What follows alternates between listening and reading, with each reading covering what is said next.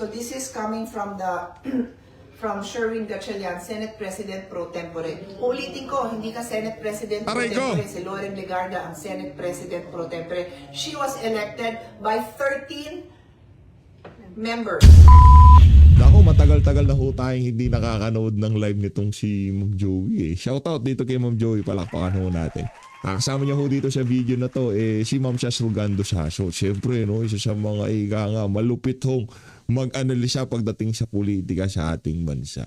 Dito sa video na to, pag-uusapan ho nila bakit natin hindi nadanas itong problema na to ngayong mga panahon na to. At itong si Senator Pia Cayetano, ang lehitimong Blue Ribbon Chairperson, nagsalita na kaugnay sa nangyaring kaguluhan kahapon sa Senado. Pero bago ang lahat ng yan, isang like at isang subscribe.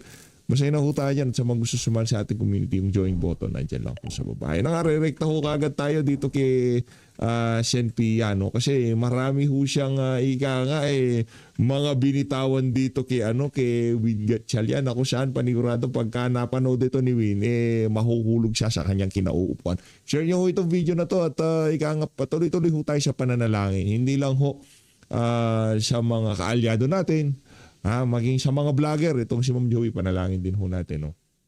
Si Ma'am Shas at lahat ng nakikipaglaban para sa katotohanan at katarungan dito sa bansa na to. Pati yung mga bangag sa Malacanang, ipanalangin ho natin na wag na silang suminghot.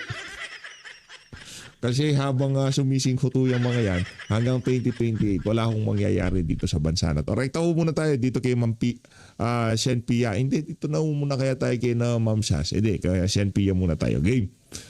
Siyempre may lakad pa si Ma'am Sen Pia. Unahin na muna natin siya. Mahirap na Ayaw ho natin siya paghintayin na matagal. Ito sila Ma'am Joey. Ano naman dyan? Tambay lang tayo dyan. Dito tayo. Hello everyone. Hello. Nandito ako sa Senate ngayon and in a few minutes I will go to my Ways and Means committee hearing. Tungkol po ito sa pagbababa ng income tax. But before that, lumabas na rin ako dun sa Blue Ribbon Committee hearing. Ako po yung chairman ng Committee on Blue Ribbon and I opened the hearing and then I turned it over to the subcommittee. So, gusto ko lang ikwento sa inyo yung mga nangyari today. Nako. This morning, kasi ang hearing namin nakaset at 10 a.m. And then, I'm not sure kung around 9 a.m. Kami nakatanggap ng information and I'm not sure was there a memo issued regarding wala daw papapasukin na resource persons dahil wala daw hearing ngayon. Pero kagabi, sinabi na tuloy, alam niyo, sorry balikan ko kasi ang hirap ikwento na kahit akong nagkikwento, gulong-gulo ako sa kanila. So first of all, Sherwin Gatchalian is saying that he is the acting Senate President. Yun ang talaga sa kanya ng mga kasamahan niya. Okay? So yun yung basihan niya kuno ng paglalabas ng mga kung anumang issuances or orders na yun. Okay? Na siya daw ay acting President. Ito lang gusto kong maliwanag sa ating lahat. Okay? This is the 1987 Philippine Constitution. Sabi nung Constitution natin, Article 6, Section 2, the Senate shall be composed of 24 senators. And then Article 6, Section 16, 2 says, a majority of each house shall constitute a quorum to do business. And then may rules din kami. Rule 2, Section 2 of the Senate rule states, the officers of the Senate shall be elected by the majority vote of all its members. So, to be clear, itong officers ng Senate, ito po yung Senate President, yung Senate President Pro Temp, pati yung Sergeant of Arms, Secretary, etc. So, clear din sa rules namin na the officers of the Senate shall be elected by the majority vote of all its members. Ang na-elect po dyan is Senator Alan Cayetano as the Senate President, Senator Loren Legarda as the Senate President Pro Tem around 4 weeks ago. Hindi pa ho nagbago yon. So kung may bagong ma-elect by a majority vote of all its members, then you need 13 votes na magkaroon ng bagong Senate President and Senate President Pro Tem. Clear po yun. Maliwanag, And they maliwanag. never had 13 votes. Kung magka-13 votes sila, sinabi naman ni Senate President Alan at sinabi din ni Senate President Pro Tem Loren, ibibigay nila. Dahil bakit naman hindi? You need those 13 votes for you to continue being that officer. Kasi ganun po ang patakaran namin dito. So, itong pagturing nila na acting Senate President si Sherwin, hindi ho pwedeng mangyari. Wala silang karapatan na i-elect siya dahil hindi ho sila 13. Tapos siya rin, no, nung naging acting siya, naging Senate President Pro Temp siya, may Senate President Pro Temp pa tayo. Diba? Hindi ko napapahabain yung diskusyon na yan. I can if you want more. Because very clear din sa rules natin kung kailan papalitan ang president. Kung patay na siya, kung ano nga ba yun? Nag-resign at na-remove siya. So hindi naman nangyari yun, incapacitated, hindi niya makayanan yung trabaho. So, hindi naman po nangyari yun. Kaya hindi na kami magkasundo sa mga polisiya, pero wala akong nakalagay doon na pag hindi kayo nagkaroon ng polisiya, mag-acting president na kayo. Hindi ho. Kung hindi kayo nagkasundo sa polisiya, palitan nyo. Bumoto kayo ulit. Pagka makabuo kayo ng 13, palitan. Walang problema yon kasi that is in our rules. Ayaw man ng Senate President umalis. Pag naka-13, alis. Pero walang Teka lang, naka-13 na kayo, bakit di pa umaalis itong si Tuta Soto sa opisina ng SP? Ito talaga. Ba't di pa umaalis, NPIA? Naka-13, ilan linggo na pa kayong 13? Ba't di pa siya umaalis sa pwesto? Anak ng Petrang Garapata, ibang klase talaga. Ang kapal na mukha mo, Tuta Soto. nakalagay doon na pag hindi kayo nagkasundo sa policies, gagawa kami ng acting kahit 12 lang kami. Wala akong ganun. Walang So ganun. having said that, yun supposedly ang basihan ngayon ni Sherwin Gatchalian na gumawa siya ng mga orders. So sinabi niya, wala na daw Blue Ribbon hearing kahapon. In-announce niya yun. Hindi naman niya pwedeng sabihin yun kasi hindi namin, sino siya para sabihin yun? Hindi Nako. kami, it is not legal yung pagbigay niya ng advisory na gano'n dahil I am the Blue Ribbon Chairman Committee. I called a hearing. May hearing talaga kaming nakatalaga today. Pero sinabi nila na yung aking Ways and Means hearing, pwede daw ituloy. O, sige, dituloy ko din naman yon. Kaya ready ako pumunta doon in a few minutes. So, siguro mga 9:30, I'm not sure of the exact time, basta before 10 a.m., nakarating sa amin na nandiyan na yung mga witness. And sabi na, hindi pa akitin. Ayaw daw pa akitin. So, bumaba ako. And you can capture that in many news coverages that have captured it. May nakita ko sa GMA7, parang NTV5, kinover nila nung pagbaba ko, tapos kinausap ko yung Senate staff, and nag-thank you nga ako sa kanila after, kasi they're just doing their job, na inaalam nila kung sino ito, and syempre, I'm sure nalilito na sila, kasi may nagsabi nga sa kanila ni Sherwin na huwag silang papasukin, pero nung sinabi kong sinusundo ko, di naman sila, wala namang problema, so tinawag ko na yung Marines, sabi ko, halika na, pumunta na tayo dito, sumama kayo sa akin. So, sumama naman sila. And then, nung paliko kami, Yan. nandun pa lang kami sa first floor, biglang nandyan na si Secretary Remulla at hinarang niya kami. Hinarang niya ako. Sino ba siya dito sa Senate? Nako. Yes, you are a Secretary of the Republic of the Philippines, but this is the Senate of the Philippines. Senator ako. So, bakit mo ako hinaharang? Di ko yung maintindihan. Hindi ko yan maintindihan kung ba't mo ginawa yun. Now, idadagdag ko kasi I have pahingin ko sa staff ko ngayon.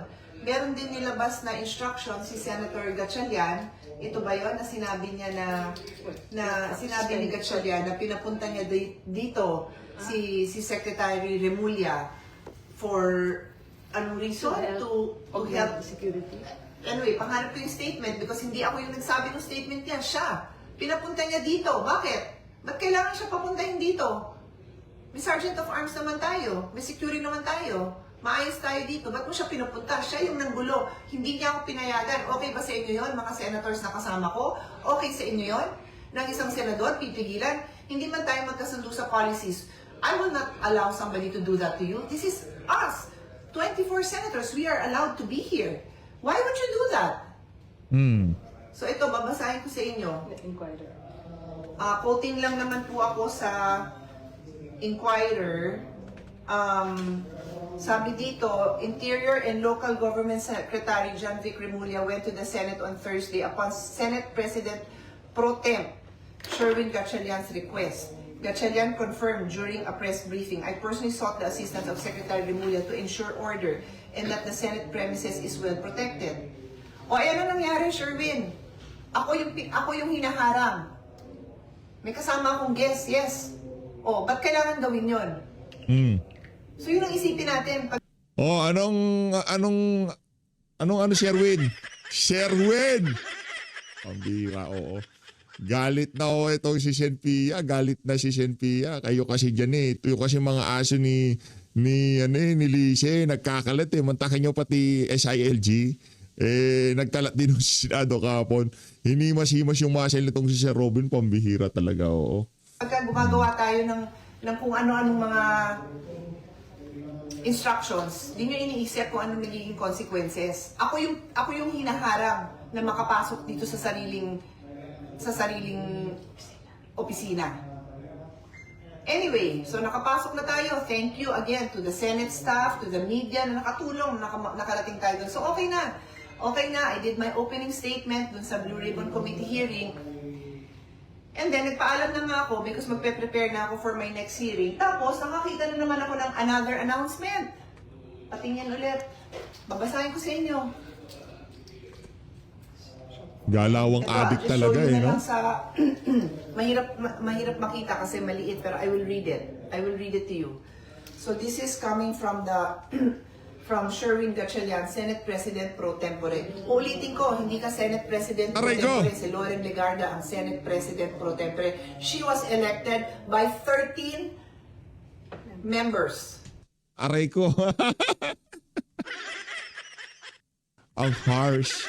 Uulitin ko, Sherwin, hindi ka Senate President Pro Tempore. Wala pa natin, ito si Senpia. Yan sinasabi ko, balagbag. 13. You were never elected by 13. Alam mo yan. So, Senate President Pro Tempore si Loren, hindi ikaw, Sherwin. Anyway, so ito ngayon ang in-issue. Hindi. Ni Sherwin. Senate President siya pro tempore nung mga adik sa Malacanang. Ito naman si Senpia, hindi niya man naiintindihan eh. President pro tempore siya nung mga adik sa Malacanang. Pero ng taong bayan, hindi. Hindi ho siya lehitimo kasi hindi nila sinunod ang proseso. Sundin niyo yung proseso sa gayong parahan, maging malegitimize yung inyong gustong mangyari na kayo humawak sa kapangyarihan dyan sa Senado. Kasi yung ginawa niyo nung isang araw, hindi legitimate, di ba? Simple lang naman. May 13, edi pumesto kayo. Kung walang 13, huwag niyo pagpilitan. Di ba? Ano na lang kayo, magpapunta na lang kayo ng chick sa mga opisina nyo, tapos piliin nyo yung pinakamaganda. Di ba, Sen Erwin? Yun lang naman yun eh. Ewan ko ba sa kanila, bakit ayaw nilang makipagkaibigan kayo kay Sen Erwin? Sigurado ko sa inyo, hindi kayo tatanda, babata mga itsura. Bakit nakakabata ba yun? Tanongin nyo si Bossing Big. Oh, di ba? Nagpapaka-bossing big itong si Erwin eh. Oh. Ang tanong, nakakabata ba yung PH? Tanongin nyo si Bossing Big. Tanongin nyo yung mga yung merong mga kakalantaring bata.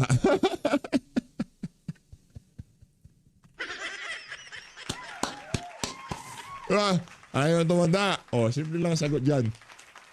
Paparadahin nyo yung mga babae sa inyong mga opisina at pupiliin nyo yung pinakamagandang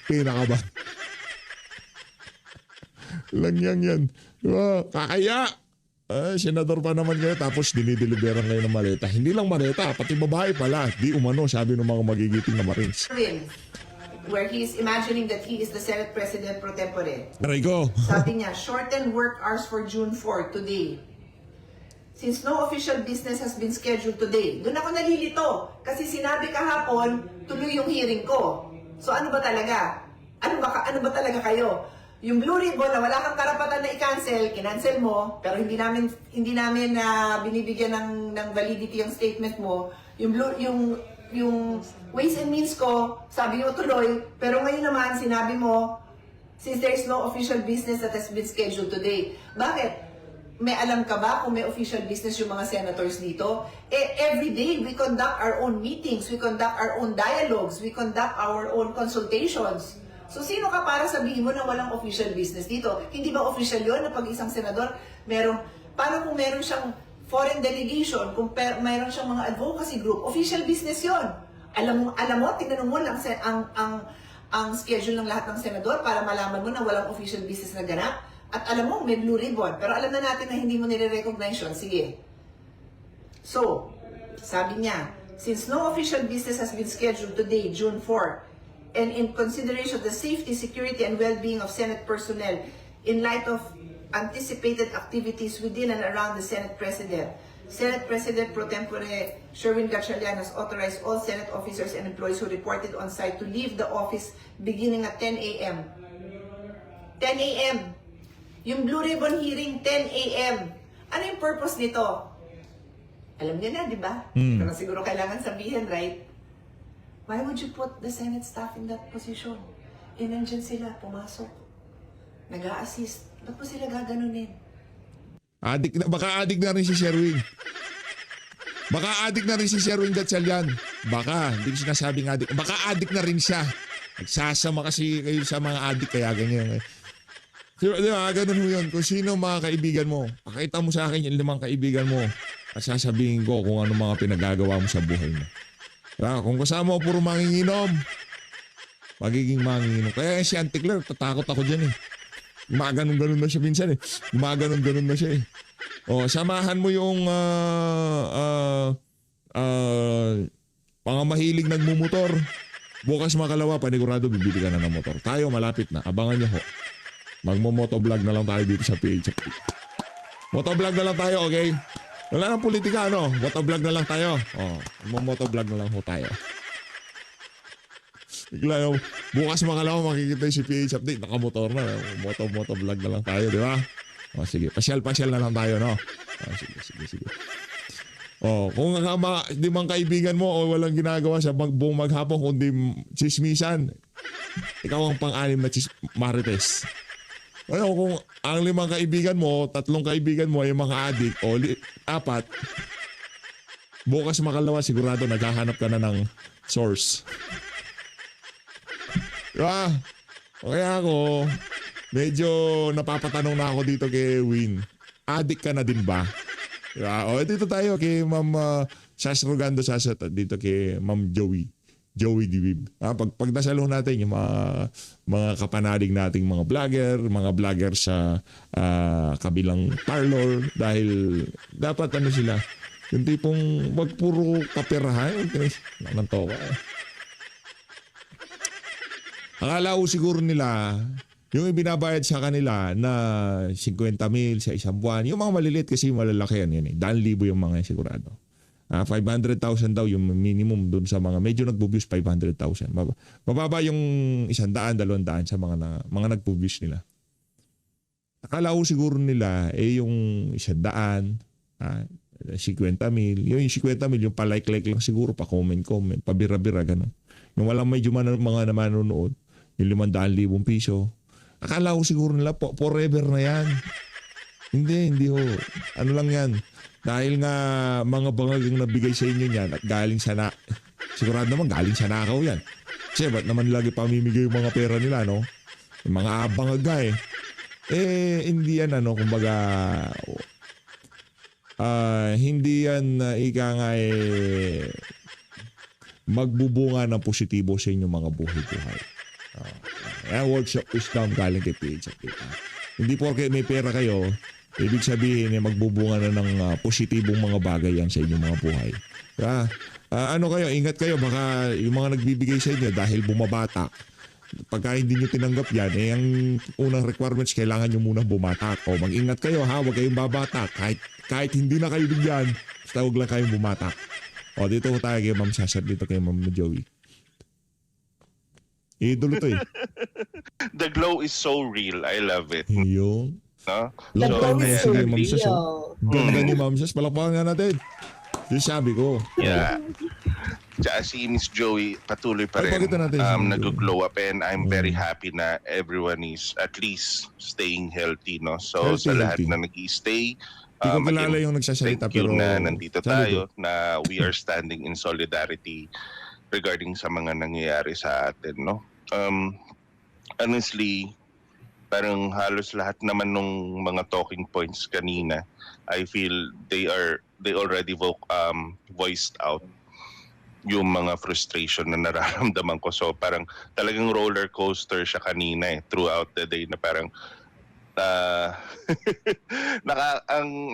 ay natatawa ako kasi parang Miss Joey, supposedly na i-ready ko na yung sarili ko na di ba nga parang yung mga usapan natin before na again, itong mga taong to, they don't see us as humans, they don't see us anything else but numbers on the board, na parang kung magtataka kayo na meron silang gagawing pambabalahura o kababuyan sa konstitusyon natin, we should not be surprised. Pero here we are, no?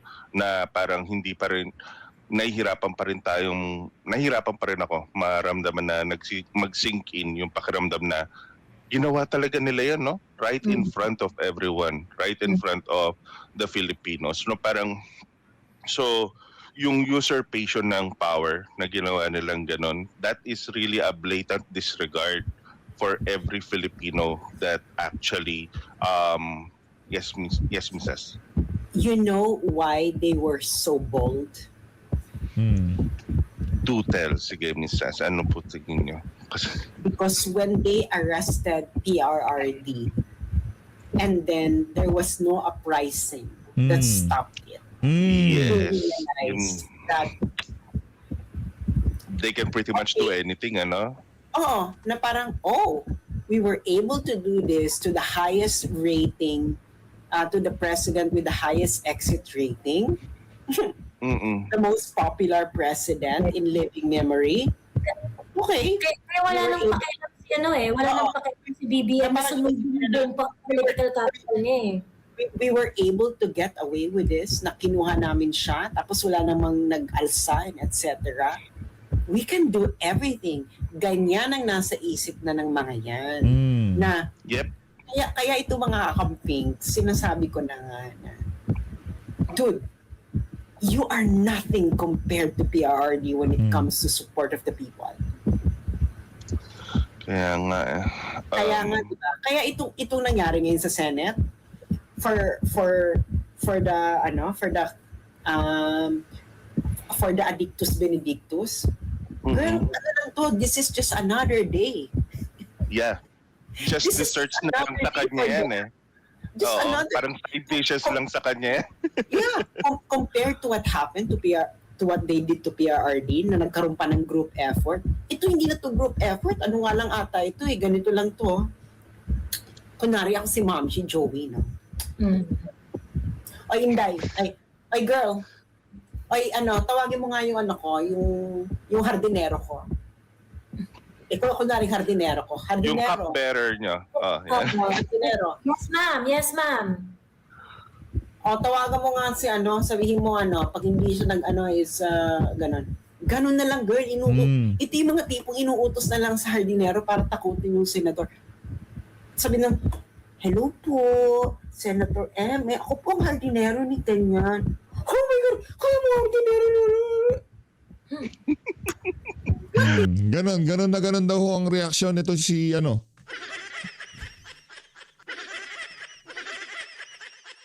bumaligtad na senador. O si Escudero, pangalanan na natin. Nag-iiyak daw ho Di umano. Nahuli yung Nag-iiyak daw ng mga gulgul sa Malacanang Pambihira. Natakot makulong. Natakot mawarat. Kahit oy, Chis. Anak ng tokwa. Mas nakikita pa nilang may prinsipyo itong si Jingo Estrada ngayong mga panahon na to sa'yo. Ikaw ngayon, sa mata ng sambayan ng Pilipino, basura ka. O sakaling magka-eleksyon sa 2028, hindi ka nila iboboto. Kasi wala kang kwenta, wala kang prinsipyo. Ginulo mo usapan. alam mo na maghihiring bukas. Alam mo na pinipigilan lang lang hearing dahil mayroong mga mababanggit.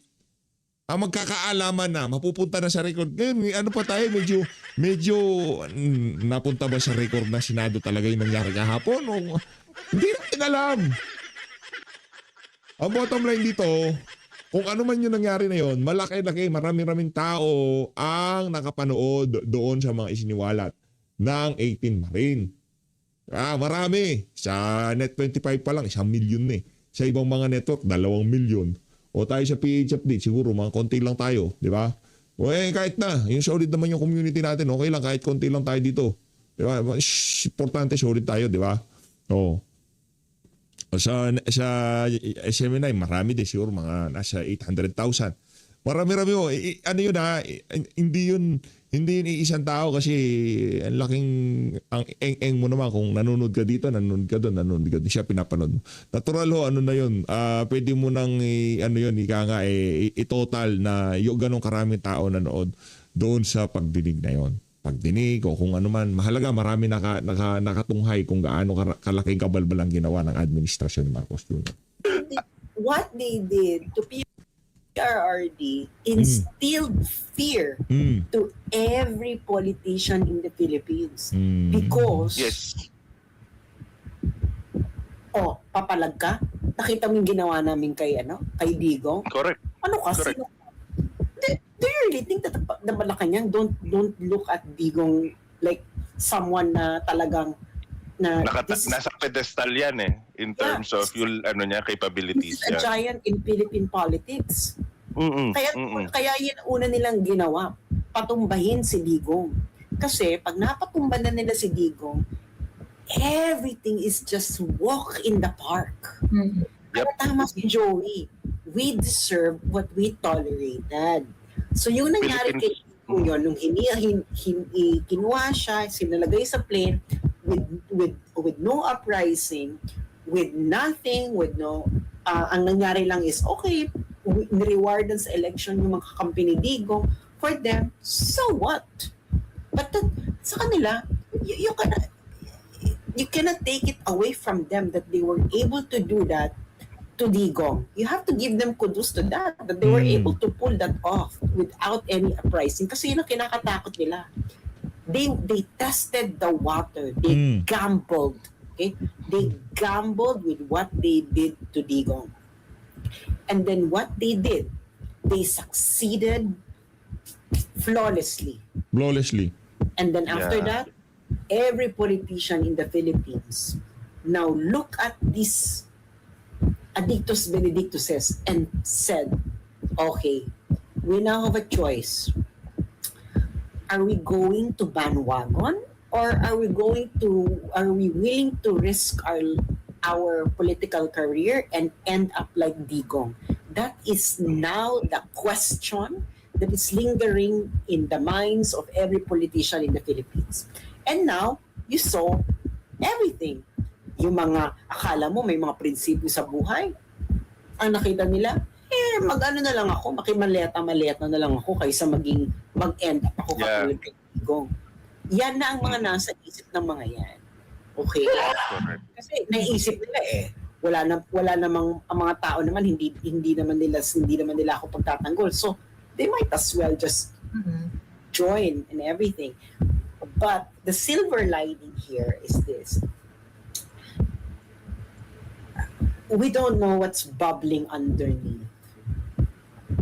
I'm pretty sure that there are forces in the Philippines who are disgusted by what's going on right now.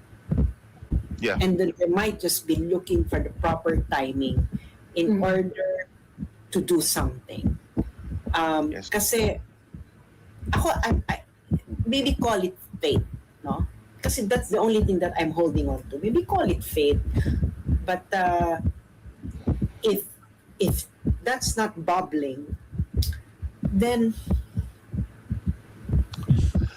we're in for a very dark road ahead kung sakasakali man. Kung ganun.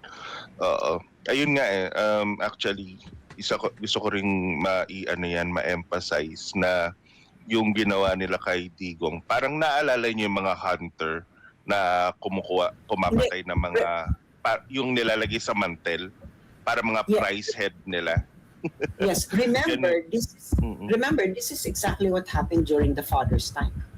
During the first time of the father, they tolerated it, the politicians during that time tolerated what the father was doing. Yung pagka-aresto kay Ninoy, yung ganyan, yung mga inaresto niya, yung mga kalaban niya, they tolerated it. Mm. Yung biglang bumaliktad tapos eventually bumaliktad din yung mga nagto-tolerate na yun kay yung mga pinagagawa ni Marcos. They Yung mga tolerate. cronies niya. Mm. Why they tolerated it? Kasi nakikinabang sila. Yep. And where do you think this guy learned this kind of Mhm. practices? Of course, he learned it from his father. Where The else? playbook is pretty much the same eh. Oo. Exactly the same. Diba? Exactly is the same. Whether we like Ninoy or not, the pattern is the same. Si Ninoy, yung maingay na Staunch opposite. critic niya. Yeah. Oh, ang ginawa niya, pinakulong niya. So, Pinalayas niya. sino yung pinakasikat ng panahon na yun eh. Oh, ngayon, natakot na yung mga tao. Nagawa niya kay Ninoy, kayo pa kaya? Sino ba kayo? Hindi ba? Mm-mm. So, Mm-mm. he followed the same thing. No? Ang una niyang ginawa, pinabagsak niya yung pinakamalaki. Because, gamble yun eh. Na, okay, tingnan natin kung mapapabagsak natin to. Hindi. Ngayon, kung mapapabagsak natin, everyone is just a walk in the park. Di ba? Mm. O Correct. ginagawa niya ngayon kay Sarah, lalo na ginagawa niya ngayon kay Sarah. Can you imagine? Sarah is like, ang lakas-lakas sa survey and then nagagawa niya yan. Because they know na hindi nga lumabas yung mga tao dun sa tatay, dito pa kaya sa anak. Yeah. Ganyan ang nasa isip ng mga yan. Kaya, inaano ko is, I hope that there's something bubbling underneath all of this and that we should be up for a positive surprise. Because Sana. if that's not bubbling, Yan din ang ano ko eh. Yan din ang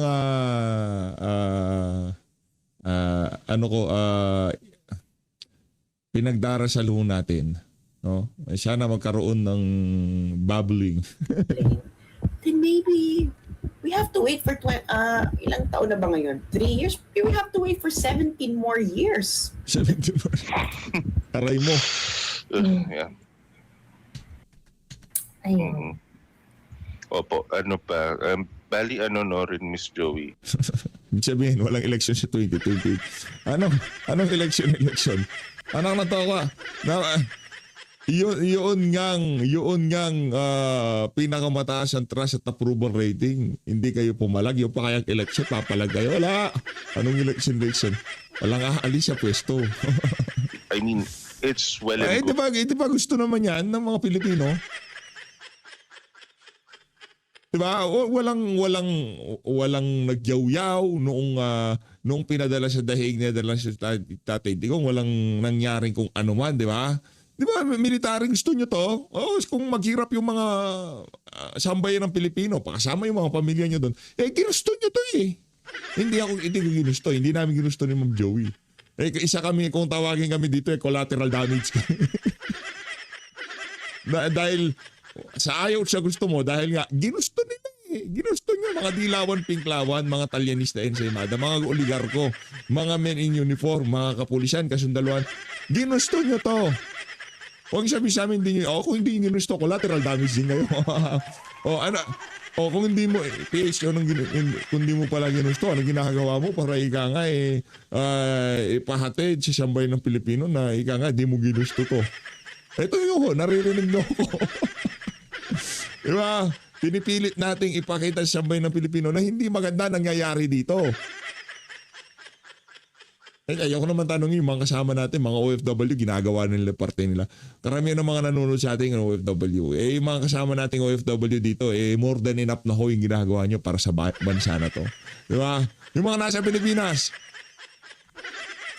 pinapanood na kita PH eh. Kaya okay na yun, ganun lang.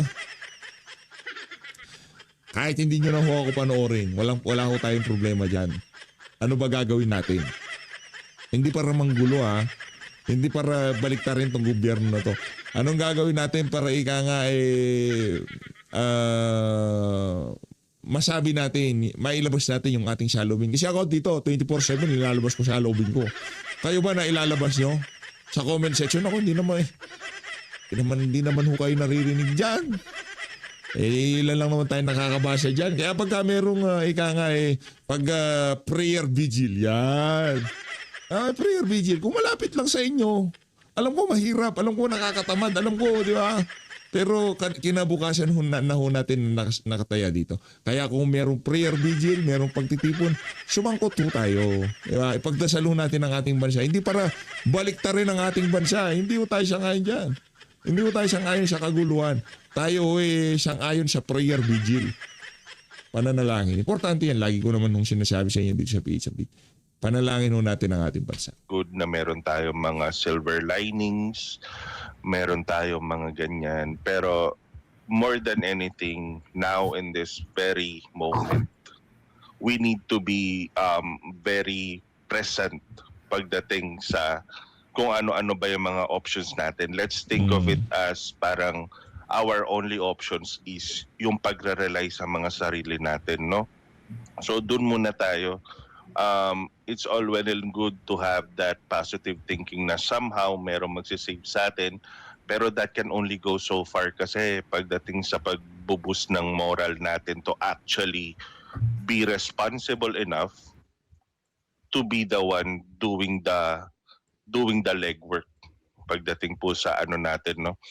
Pagdating sa pagpapakita natin ng ano natin, hindi natin yung discontent natin, ika nga. So sana ngayon yung mga ginagawa nila na yung mga taong naghahanap ng mga savior or someone that would sweep us and make all of this go away, please be be more pragmatic in your approach pagdating sa nangyayari sa atin kasi ngayon there really is we had a good 6 years with PRRD, and the problem with that is yung complacency natin was an all-time high ngayon. Tsaka yung parang desensitized na kasi tayo, pakiramdam ko, na ginawa we put ourselves in a place na desensitize tayo dun sa mga ginagawa nila. When in fact, dapat maramdaman natin ang husto yung mga yan eh. Actually, dapat maramdaman natin yung sakit, maramdaman natin yung galit, maramdaman natin yung poot, yung sama ng loob. Let it course through our veins and add that as fuel to the fire para to get us fire, more fire. Yan ang kailangan natin ngayong mga panahon na to. Fire.